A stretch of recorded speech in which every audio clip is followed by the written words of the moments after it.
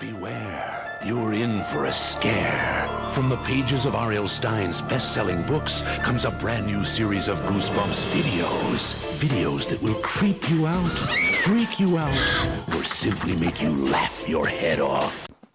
Unbeknownst to me, Squid Jib 2 weeks ago, as I'm recording this, actually made another video. Wow, so we gotta talk about Egg Monsters from Mars. Sadly, I can't do differences. I don't want to do why not episode, because that's me and Paparina's thing, you know? So this one actually is just gonna be talking about a little bit of, was Egg Monsters from Mars have too much innuendo and in your face attitude that it's like, what the freaking hell? Yeah, and that's what Squid Jib's point of view was that they had too much pulsating and veins and stuff, and it's like, yeah, they had too much innuendo there, and it might even be by accident, oops, or we got a deviant somewhere. We got a freaking deviant dude that is ghostwriting Goosebumps books and other kids stuff, and well, we need to stop that dude, man. We need to stop that dude. But of course, I don't think it happened lately. I think we have to actually dive into Horrorland and stuff like that, but I don't think so.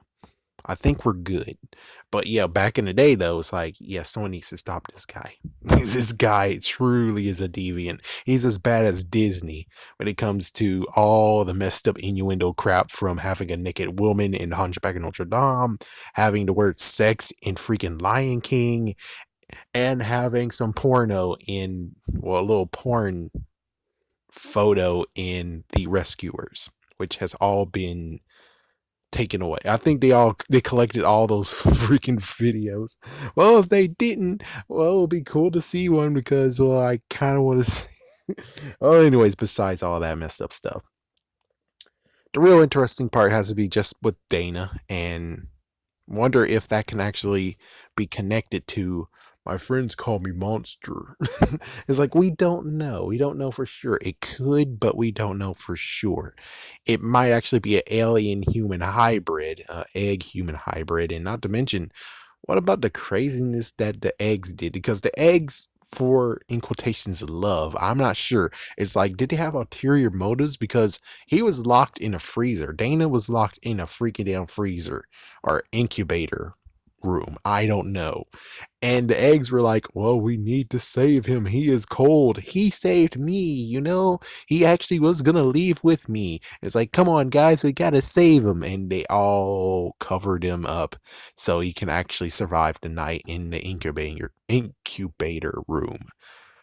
And it's like, well, that's what happened? Or it's a fact of being like, oh, well, we do have someone here, and well, you know, you know what aliens do. We kind of actually do have to pregnate him, so we're just going to cover him and use our spores or whatever they got, and that actually got him to have pass on something.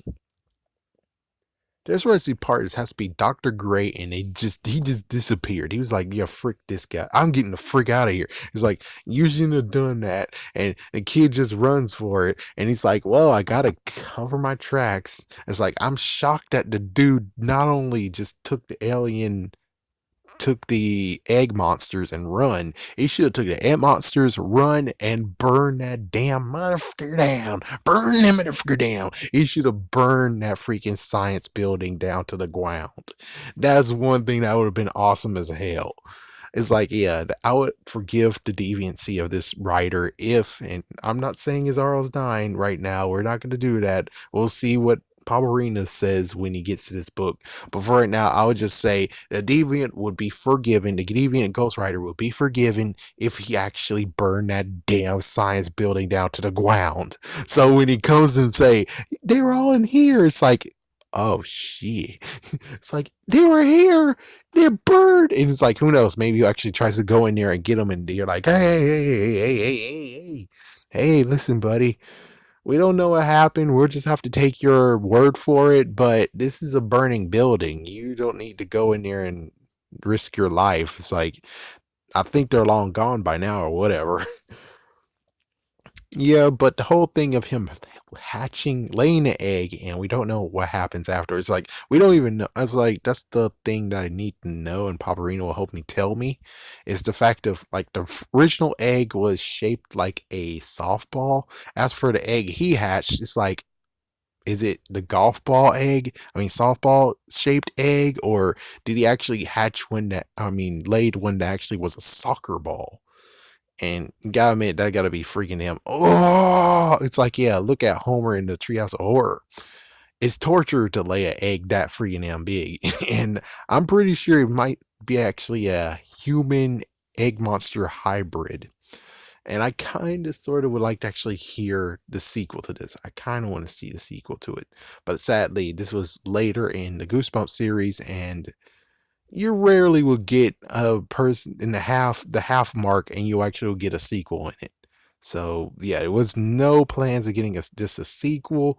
Heck, even How to Kill a Monster should have deserved a sequel, but it didn't happen, and it didn't even get a episode review.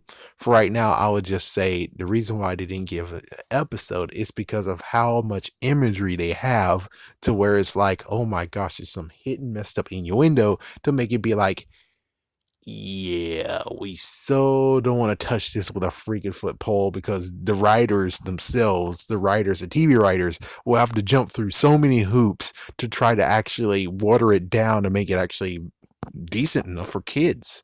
Because the whole pulsating thing and all that stuff is like, gee freaking whiz. But we're talking about the same freaking writers who made An Old Story, my favorite episode. But you gotta admit, the freaking grannies were trying to freaking hook up with older men that were actually once kids, and freaking Dia Aunt D actually somehow puts a spell on every single parent she goes to, and the parents won't even freaking know that her kid's gone, because she'll put a spell on them again. And it's like, how many people did she hit? How many people did she hit with this racket? This can't be her first rodeo. How many victims does she have? Oh my gosh, talk about freaking horror. Holy.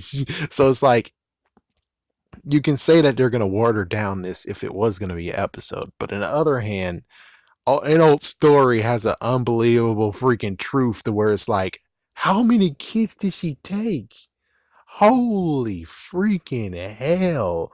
Holy piss. Have a scary day, have a scary night. And just, holy freaking piss. Be careful of your damn grandparents. Oh, yeah. Never mind. I can't say be careful of your damn grandparents because, well, they take the kids turn into grandparents, granddads, like that. So that means that they won't even have grandchildren or even have the enjoyment of having kids, because you just decided to, this deserves to have its own freaking episode video itself. But damn, have a scary day, have a scary night. I gotta go, man. I got to go. We gotta talk about the next video.